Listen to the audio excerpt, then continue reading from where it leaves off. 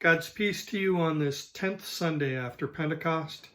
Our gospel this morning is taken from St. Matthew, the 14th chapter, verses 22 through 33. Immediately he, Jesus, made the disciples get into the boat and go on ahead to the other side, while he dismissed the crowds. And after he had dismissed the crowds, he went up the mountain by himself to pray. And when evening came, he was there alone. But by this time the boat, battered by the waves, was far from the land, for the wind was against them.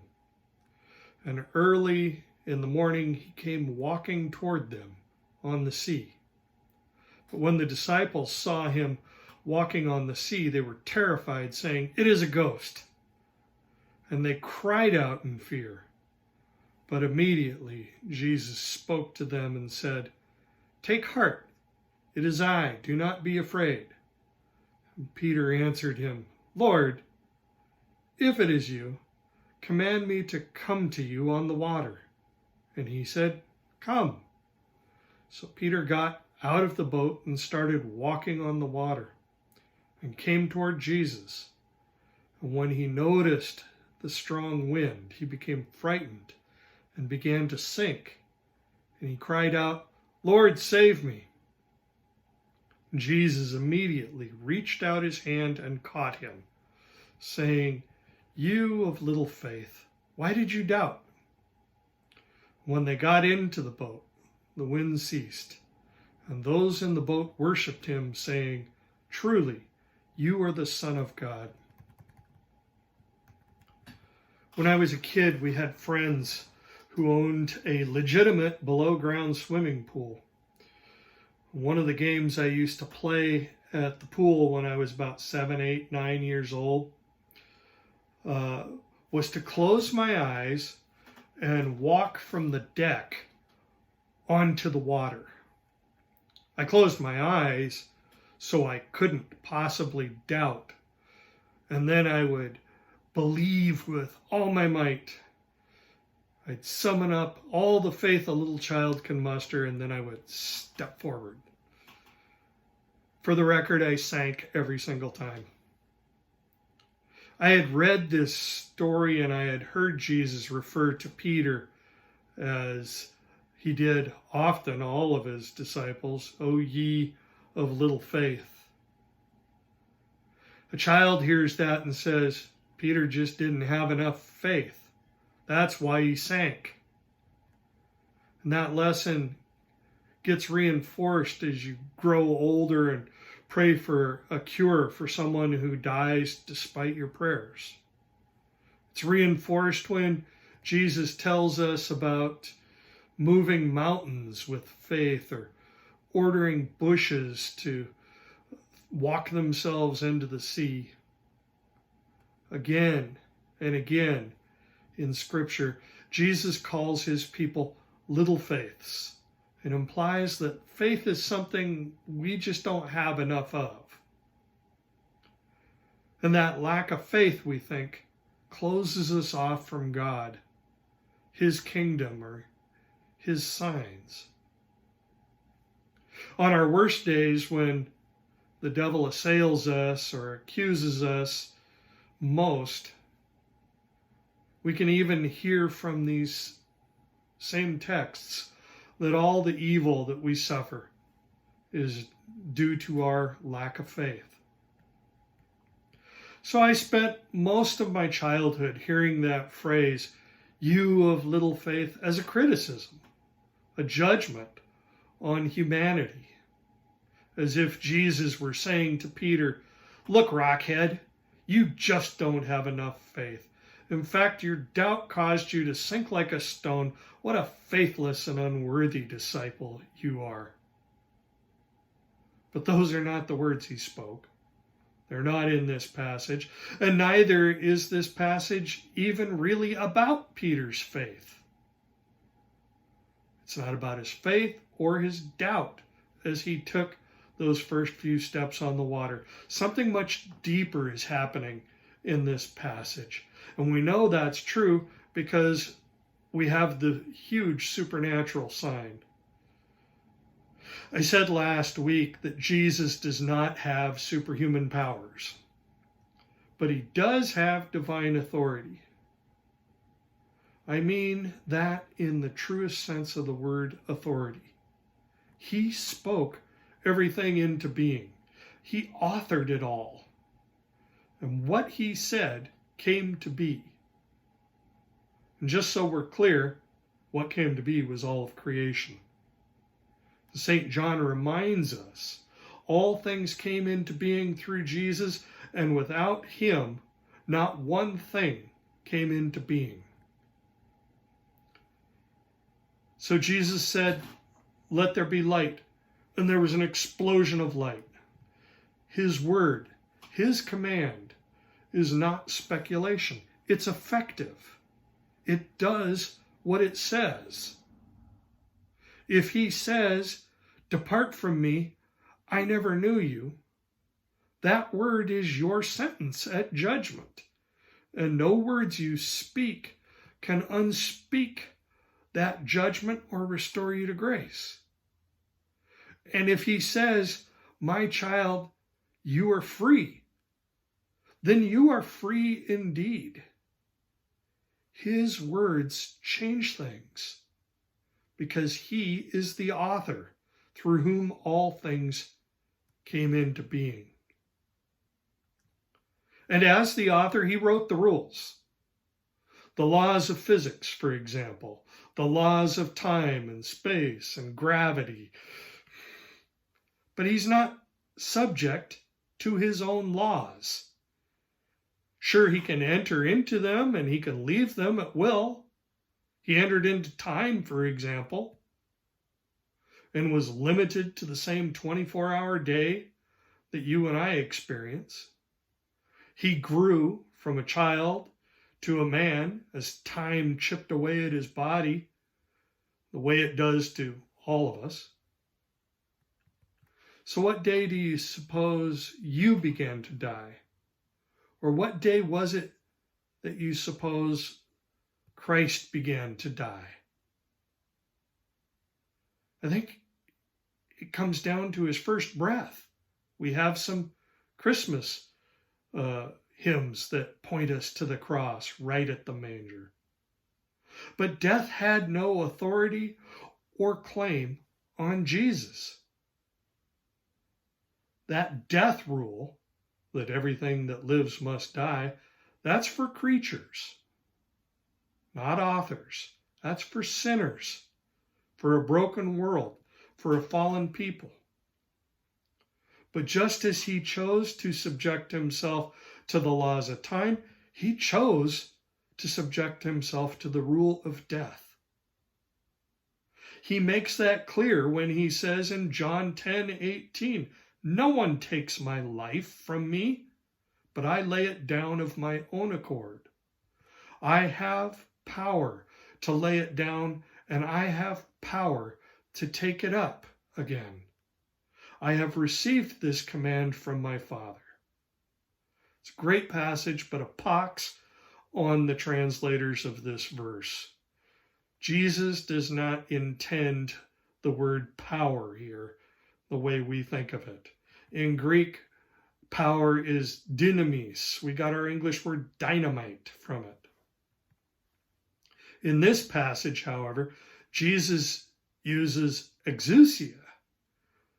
And yeah, you can translate that as power, but it's also commonly translated authority.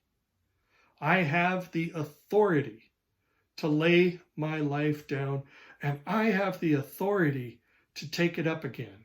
And we know that he intends the meaning to be authority and not superpower, because his next sentence is about who gave him that authority. I have received this command from my Father. I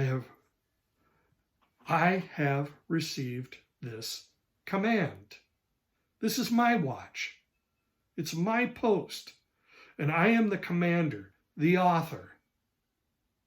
So for Jesus, All those laws, even the natural ones, are authored by him and are subject to him and his command. All that is to say, despite all the people who say, oh, those miracles never really happened and they're just a metaphor for something else, if Jesus wants to go strolling out on stormy seas, it is, after all, his party. And what a party he threw. Just imagine being a disciple on this one 24-hour day. Jesus feeds about 15 to 20,000 humans with small broken pieces that came from your hands. You walked miles just breaking off more bread and handing out handfuls of the stuff to over 1,000 people. And when the disciples finished that work, Jesus didn't even let them hang around to say goodbye. He immediately put them on the boat. That's where our passage begins today. He immediately put them on the boat. Remember, it's evening. And he orders them to sail to the other side. I have to think that Peter probably shoved off from shore, grumbling, "Rabbi, you know nothing about sailing. It's late, I'm tired, and the sea doesn't look right." But Peter obeys the command. And the disciples spend the next 8 to 12 hours getting battered by the wind and the waves. It's terrifying. Death is pounding in their ears. And for long, dark hours, they are helpless victims to the wind and the waves. And then, almost casually at daybreak, Jesus comes walking toward them. The storm was bad enough. Now they have to contend with a ghost. They're terrified. This walking man is not obeying the laws of nature. It would be as if you saw someone age backwards 50 years in a day. Your mind wouldn't even begin to comprehend what it was you were seeing. The laws of nature and death may not be binding this creature who's coming towards them on the water, but nature and death are more than threatening to lay hold of the disciples. Jesus says to them what God and his messengers always say when a sliver of the divine breaks into our world. Do not be afraid. Peter says, "Since it's you, command me to come to you on the water." Well, that seems unwise. 7-year-old me didn't understand something as I was repeatedly failing to muster enough faith to walk on water. I had no authority to walk on water. I had no command. I didn't even have a word of promise. Peter had a command. In fact, Peter seems to understand that without that command, he cannot come to Jesus. It must be done at the command of Christ and under his authority. And Jesus gives him that word, come. And now Peter has a command from the author that he obeys, and he steps out onto the water. And after a few steps, he comes to realize how unlawful this is. You can't defy the wind. You can't defy the rules of water. Gravity doesn't work like this. And the sheer terror of it all, of a world coming apart all around him, overwhelms him, and he begins to obey the rules of water and wind and all the other laws of nature. He wavers. Seriously, that's the translation of the word doubt. He wavers on the waves. He forgets the commandment he was given to come to Jesus. And in fear, he disobeys the commandment to come. And instead he cries out as he's sinking, "Jesus, save me." And the hand of rescue comes immediately. Jesus grasps him on the way down.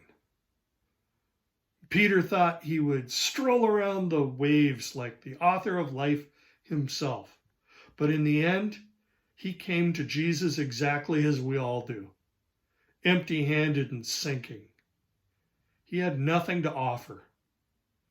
And even if he had cried out, "Save me, Lord, and I will devote my life to you, sell all that I have and give it to the poor," Jesus could have answered back, "Peter, this creation is mine. I spoke it into being. Your life and your gold are already mine. What are you offering me except what I already have?" And thankfully, that's not what Jesus said. Instead, he rescues a man who had nothing but death battering and terrifying him from all sides. And he lifted him up into the boat. The command to come was never a test of Peter's faith, but a display of Christ's faithfulness to Peter.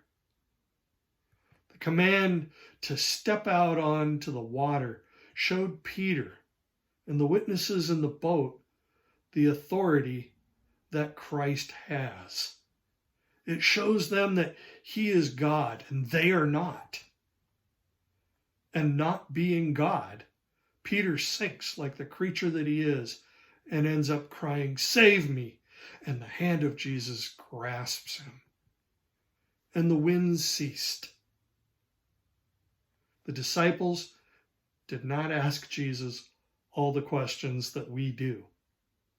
There was no, "How did you do that?" Nobody asked why the wind and the water obeyed him. They knew who he was. And at that moment, those creatures obeyed their first commandment. "You shall have no other gods before me." Those in the boat simply fell to their faces and worshiped God in their midst. Water walking was never intended to be a test of Peter's faith. That Peter's faith is little to non-existent, Jesus makes plain. He says so all the time. To listen to Jesus tell it, there's very little faith in the world. He even says, "If you had faith the size of a mustard seed," which is to say, you don't even have faith the size of a mustard seed. He openly questioned, "When the Son of Man comes, will the Son of Man find faith on earth?" And he marveled when faith was found hidden in unclean Gentiles, and he wept and lamented when it wasn't found in his own people. Faith isn't how you walk on water. It isn't about psyching yourself up or closing your eyes to the laws of physics, as I thought when I was a child. Faith isn't about walking on water. It's about being rescued, as were Peter and all in the boat. Faith is trusting that no matter how frightening God looks, no matter how large the waves that assail you, no matter how strong the wind that beats you back, you are in the hand of the author of life. You are being saved by the one who loves his own so completely that he will walk through the storm and break all the laws of nature and physics and even defy death to rescue you. Amen.